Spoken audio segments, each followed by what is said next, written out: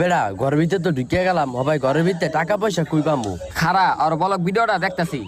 তো গাইস আমি সব সময় আমার টাকা পয়সা এই যে এই বালিশটার নিচে রাখি। দেখছো? আয় এদিকে এদিকে আয়। বালিশটা উড়া। হ্যাঁ এই যে পাইছি। দে এদিক দে। ওই বেড়া খারা খালি এই কয়টা টিয়া পয়সাই এদিকে কি চলবো? খারা আর ভিডিওটা আবার দেখতাছি। গাইস আমি তো বালিশের নিচে কম টাকায় রাখি, আমার সব থেকে বেশি টাকা থাকে এই যে এই ডয়ারে। এই জায়গায় আমি সব থেকে বেশি টাকা রাখি। দেখছো? আয় আয় খোল এটা। লো তাড়াতাড়ি লো, বস্তার ভিতরে ভর। লো তাড়াতাড়ি ভর।